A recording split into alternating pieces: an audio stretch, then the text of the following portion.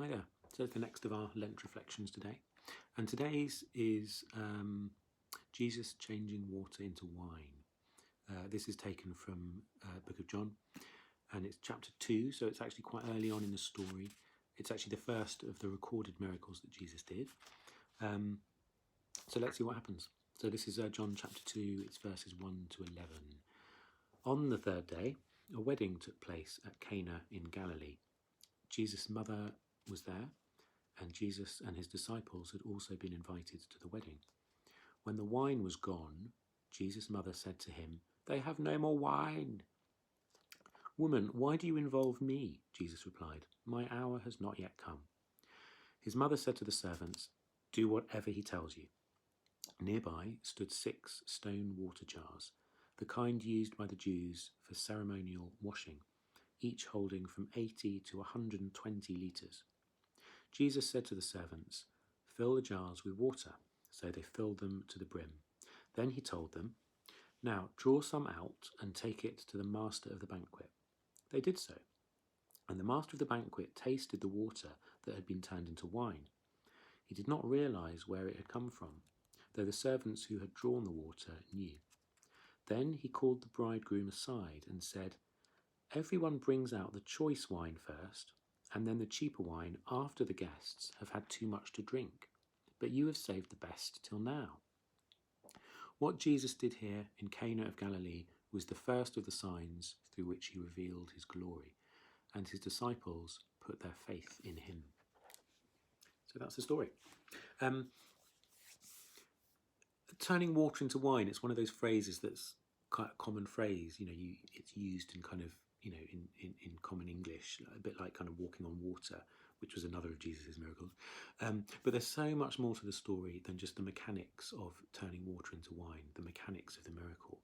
There are so many cultural contexts and meanings that actually for most of us nowadays we've got no idea about, that many of them will have been lost as well.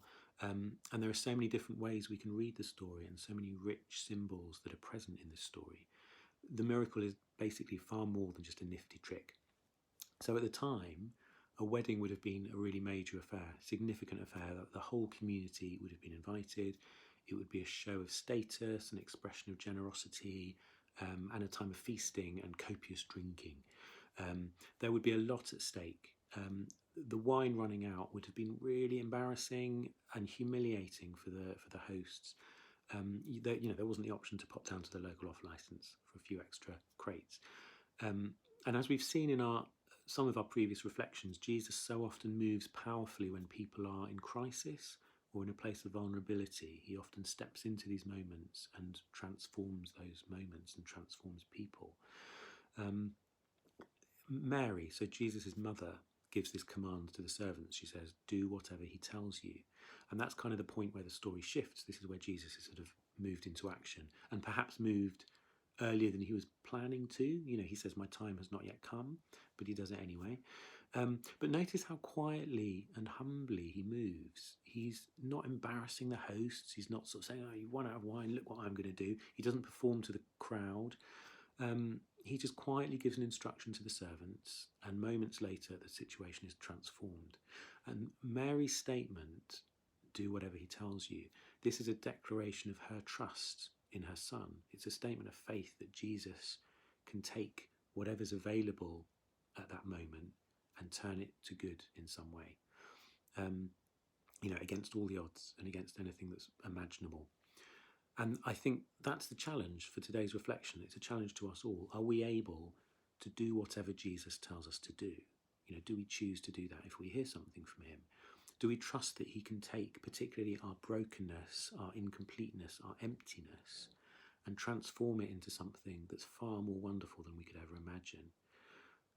What would that even look like? Probably we couldn't even imagine it, and that's it, really. That's all I'm going to say today. It's a short reflection today. So I hope that's useful. And as always, let's just end with a very simple prayer. So, Jesus, show us what you want to do in our lives and in the lives of those around us. Make it clear what you are asking us to do, and give us the faith to follow your call on our